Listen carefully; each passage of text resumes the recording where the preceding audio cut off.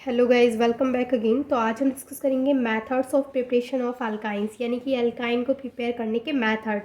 तो first method जो हम डिस्कस करेंगे वो है डिहाइड्रोहेलोजिनेशन।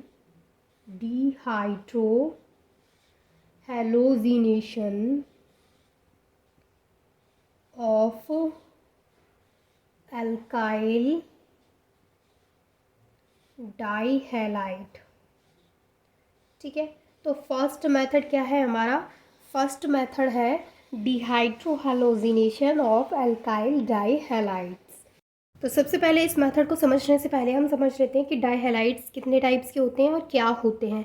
तो ये हमारा डाइहैलाइड्स, तो डाइहैलाइड्स होते हैं हमारे टू टाइप्स के। ठीक है, एक होते हैं विसिनल डाइहैलाइड, एक होते हैं विसिनल और एक होते हैं जैमिनल।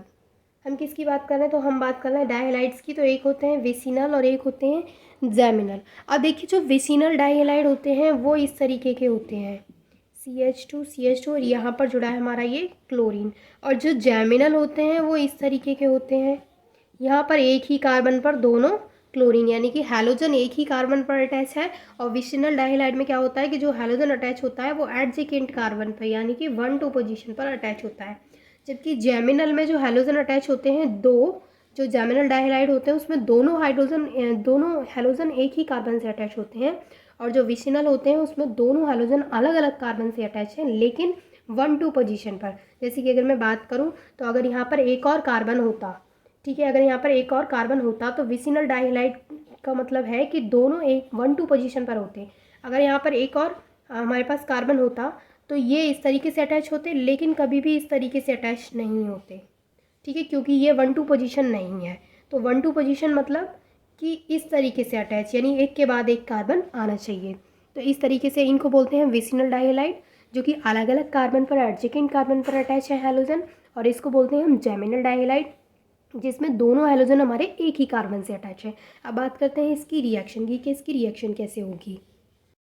तो देखिए, यहाँ पर सबसे पहले मैंने ले लिया है अल्काइल डाइहैलाइड। तो मैंने यहाँ पर ले लिया है ये CH2,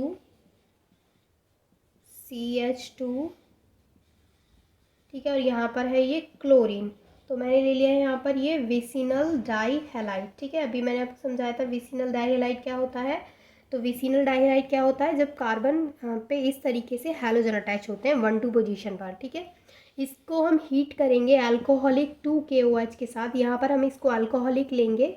ठीक है, यहाँ पर हमने ले लिया है ये अल्कोहलिक 2KOH। इसके साथ जब हम इसको हीट करेंगे तो हमें देखिए सबसे पहले हमें क्या मिलेगा। देखिए यहाँ पर 2K हैं और यहाँ पर 2Cl हैं। दोनों Cl को लेकर के चले जाएंगे तो 2KCl हो जाएगा। एक K आएगा। देखिए सबसे पहले अगर मैं इसको ओपन करके लिखूँ तो मैं ऐसे लिख सकती हूँ। देखिए यहाँ पर मेरे पास 2K है तो एक K ये वाला है, एक K ये वाला है। अब ये वाला K क्या करेगा, इस Cl को ले जाएगा तो ये बना लेगा KCl।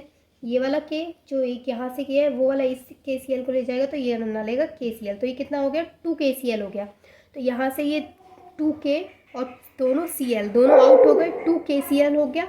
ठीक है, उसके बाद क्या होगा कि यहाँ पर 2 OH है, यानी कि एक OH ये है, एक OH ये है। और यहाँ पर से एक हाइड्रोजन यहाँ से निकलेगा, एक हाइड्रोजन यहाँ से निकलेगा। तो एक हाइड्रोजन यहाँ से निकलेगा और इस OH के पास आएगा तो H2 हो जाएगा यहाँ पे, यानी कि H2O। फिर दूसरा वाला हाइड्रोजन यहाँ से निकलेगा दूसरा हाइड्रोजन और इस OH के पास आएगा तो यहाँ पर हो जाएगा H2O। तो एक H2O कितना हो गया? एक और एक 2 H2O। तो यहाँ से 2 H2O बन गया, यानी 2KCl और 2 H2O। अब देखिए यहाँ पर क्या बचा, बहुत केयरफुली देखिए कि Cl निकल गए दोनों और इतना पार्ट तो पूरा निकल गया, इससे कोई मतलब नहीं है, दोनों यहाँ पर यूज़ हो गए। ठीक है, अब दोनों Cl भी यहाँ से निकल चुके हैं और 2 हाइड्रोजन यहाँ से निकल चुके हैं। तो देखिए एक कार्बन अगर मैं ऐसे बना लूँ और एक कार्बन अगर मैं ऐसे बना लूँ तो इसके पास 2 हाइड्रोजन पहले से थे और एक हाइड्रोजन निकल चुका है, मतलब इसके पास बचा है सिर्फ एक हाइड्रोजन। मैं इसकी बात करूँ तो इसके पास 2 हाइड्रोजन पहले से थे, एक हाइड्रोजन कहाँ निकल गया? इस वाले में, यानी कि यहाँ H2O के साथ निकल गया। तो बचा कितना? एक हाइड्रोजन बचा। तो ये जो एक हाइड्रोजन यहाँ पे बचा और एक हाइड्रोजन यहाँ पे बचा। और देखिए यहाँ पे सिंगल बॉन्ड। अब कार्बन की वैलेंसी कितनी होती है? कार्बन की वैलेंसी होती है 4, लेकिन अगर यहाँ पे बात करें तो यहाँ पर कार्बन ने सिर्फ 2 बॉन्ड बना रखे हैं, एक और एक। यानी कि 2 बॉन्ड बना रखे हैं।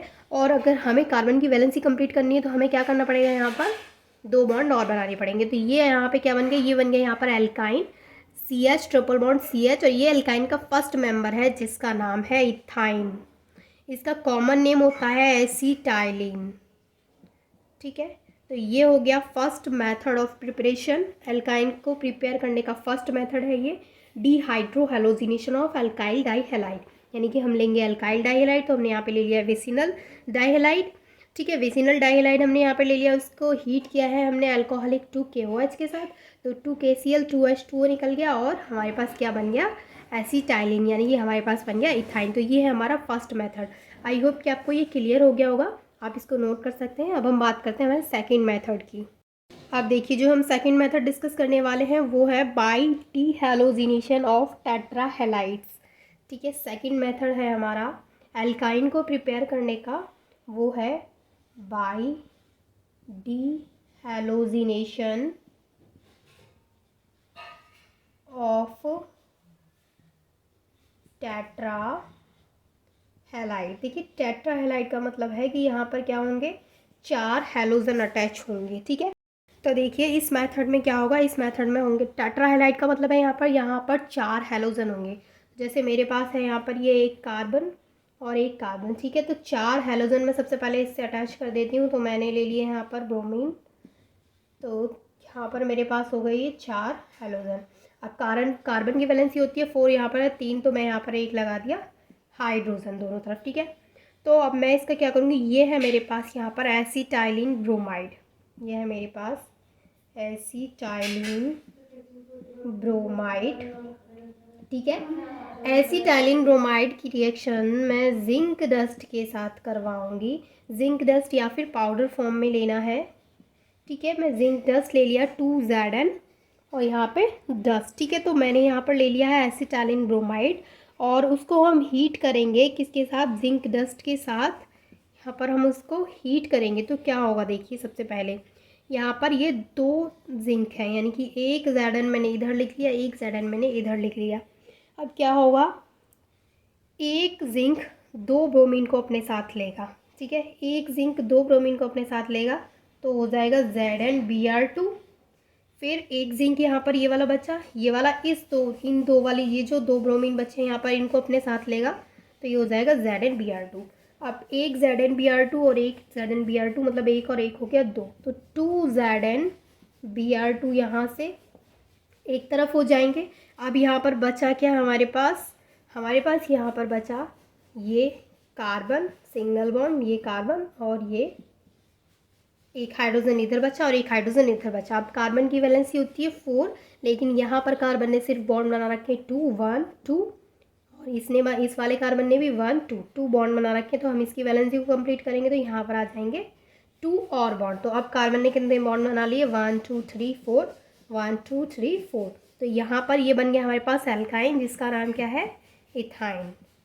ठीक है, और इसका common name again I repeat कि एसिटाइलिन, इसका कॉमन नेम है एसिटाइलिन और IUPAC में इसको कहते हैं इथाइन। तो ये था हमारा सेकंड मेथड। इसमें हमने क्या किया, एसिटाइलिन ब्रोमाइड लिया। यहाँ पर जैसे नाम से आपको पता चल रहा है टेट्राहेलाइड, तो 4 उसमें हैलोजन लगे ही होंगे, तो एसिटाइलिन हमने ब्रोमाइड लिया।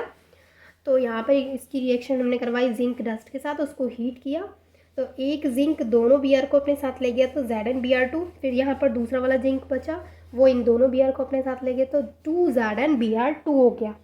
ठीक है, 2 ZnBr2 हो गया और हमारे पास बन गया इथाइन। तो ये था हमारा second method of preparation. I hope कि आपको दोनों मेथड्स अच्छे से क्लियर हो गए होंगे। बाकी के मेथड्स को हम नेक्स्ट वीडियो में कवर करेंगे। And thanks for watching this video.